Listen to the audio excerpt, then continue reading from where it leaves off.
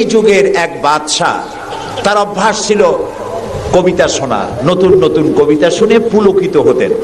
এখন নতুন কবিতার কত শোনানো যায়, এখন কবিতা আর মানুষ নতুন করে আর বানাচ্ছে না। ফলে রাজা তার মন্ত্রীদেরকে ডেকে বলল যে বাজারে শোহরাত করে দাও, যে ব্যক্তি নতুন কবিতা রাজাকে শোনাতে পারবে তাকে 10 সহস্র মুদ্রা পুরস্কার দেওয়া হবে। মন্ত্রীরা বলল এটা তো সর্বনাশ হবে, এই নতুন কবিতা লোকেরা বানায় আনবে আর আপনি 10 সহস্র করে মুদ্রা দিয়ে দিয়ে রাজভান্ডার তো শেষ হয়ে যাবে। রাজা বলল না, আমার বুদ্ধি আমার কাছে, তোমরা শুধু এইভাবে ঘোষণাটা দিয়ে দাও আর 3টা লোক দাও আমাকে, একবার শুনলে মুখস্থ হয় এরকম একজন দাও, 2বার শুনলে মুখস্থ এরকম আরেকজন দাও, 3বার শুনলে মুখস্থ এরকম আরেকজন দাও। স্মৃতিশক্তি সম্পন্ন এরকম 3 জন লোক পাওয়া মোটেই কষ্ট হলো না। বাজারে শোহরাত করে দেওয়া হলো। নতুন নতুন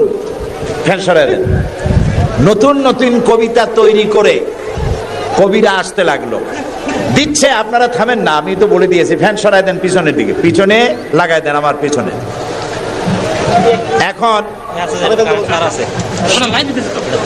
এখন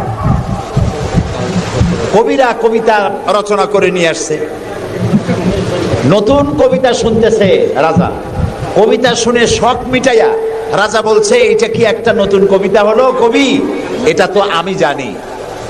কবি কয়েছেন আপনি জানবেন কি করে, তো আমি তৈরি করেছি, কত হোমওয়ার্ক করে রাত জাগা কষ্ট করে এটা তৈরি করেছি, আর আপনি বলছেন আমি জানি। বাদশা বলছে শুধু আমি না, তোমার বিশ্বাস হয় না, এই যে আমার পাশে যে সব পারিষদের লোকেরা যারা বসে আছে ওরাও জানে। কবি চ্যালেঞ্জ করলো অসম্ভব, আমি সারা রাত জেগে জেগে কষ্ট করে রুদ্ধদ্বার কক্ষে বসে বসে কবিতা রচনা করেছি, কারো জানার কথা না।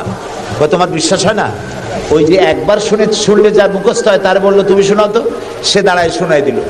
2বার শুনলে যার মুখস্থ হয় তার তো 2বার শোনা হয়ে গেছে, বললো তুমি শোনাও, সেও শোনাই দিল। 3বার শুনলে যার মুখস্থ হয় তার তো 3বার শোনা হয়েছে, বললো তুমি শোনাও তো, সেও শোনাই দিল। কবি বেচারা বেকুব হয়ে হেঁটে গেল। এরকম কবিদের কাছ থেকে নতুন নতুন কবিতা শুনে শখ মেটাতে মেটাতে এক চালাক কবি অবস্থাটা বুঝে ফেলেছে। সে বুঝে এক কবিতা তৈরি করে এনেছে, এনে বলছে জাহাপানা আমি এক কবিতা এনেছি। বললো না যে নতুন কবিতা এনেছি, কবিতা এনেছে। বাদশা বলল শোনাও। কবি কবিতা শোনালেন। তার কবিতার অর্থ ছিল এরকম যে হে রাজা, আপনার পিতা আর আমার পিতার সাথে ছিল গভীর বন্ধুত্ব। এই বন্ধুত্বের সূত্র ধরে আপনার পিতা আমার পিতার কাছ থেকে 10 সহস্র রৌপ্য মুদ্রা ধার করেছিলেন। চুক্তিপত্রে লেখা ছিল আপনার পিতা আর আমার পিতা মরে যাওয়ার পর আপনি আপনার পিতার উত্তরাধিকার সূত্রে আমার পিতার কাছে দেনা হিসাবে 10 সহস্র রৌপ্য মুদ্রা আমাকে পরিশোধ করবেন। বাদশা শুনিয়া চিন্তা করলো সর্বনাশ, আমি যদি বলি যেটা আমি জানি আর সাথের লোকেরাও জানে তাহলে তো সাক্ষী প্রমাণ হয়ে গেল, তাহলে তো 10 সহস্র মুদ্রা না রৌপ্য মুদ্রা দেওয়া লাগবে, কি সাংঘাতিক কথা। রাজা তখন বলল কবি এতদিনে নতুন একটা কবিতা তুমি আমার শোনালে, যা আমিও জানি না আবার লোকেরাও জানে না। আমি এই গল্পটি আপনাদেরকে শোনালাম এজন্যে যে সেই যুগের লোকেরা যতটা পাগল, আহাম্মক, বেকুব আমরা মনে করি, এরকম বেকুব ছিল না, আহাম্মক ছিল না। তাদের শৌর্য ছিল, তারা স্বাধীন চেতা ছিল, বীরত্বগাথা ছিল তাদের। তারা কারোর অধীনতা স্বীকার করতো না, বুদ্ধি ছিল, প্রজ্ঞা ছিল, মেধা ছিল, সব ছিল।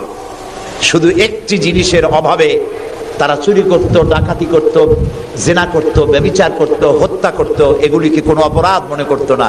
সেই জিনিসটির নাম ছিল ওহীর জ্ঞান। সেই জিনিসটির নাম ছিল কি? আল্লাহ রাব্বুল আলামিন সেই যুগে এই মানুষগুলির পরিবর্তনের জন্য, গোটা বিশ্বে শান্তি আনার জন্য, পৃথিবী যখন ধ্বংসের দ্বার প্রান্তে দাঁড়িয়েছে, রহমত ছাড়া পৃথিবীকে আর রক্ষা করা যাবে না, তখন আল্লাহ তাআলা রাসূলকে রহমত হিসাবে পাঠালেন। আল্লাহ তাআলা বলছেন ওয়ামা আরসালনাকা ইল্লা রাহমাতাল লিল আলামিন। নবী হে, আমি আপনাকে আমার গোটা বিশ্বের জন্য, গোটা সৃষ্টি জগতের জন্য আমি আপনাকে আমার করুণার মূর্ত প্রতীক করে পাঠালাম। সৃষ্টি জগতের জন্য আপনি আমার রহমত। সুবহানাল্লাহ। বর্তমান যে মাসটা চলছে এ মাসটির নাম আরবি মাস মাহে রবিউল আউয়াল। এই মাসেই আল্লাহ তাআলা পাঠিয়েছিলেন বিশ্বনবী মুহাম্মদ রাসূলুল্লাহ সাল্লাল্লাহু আলাইহি ওয়াসাল্লামকে পৃথিবীর মানবতার কল্যাণের জন্য। তাকে এই পৃথিবীতে আল্লাহ তাআলা পাঠিয়েছিলেন।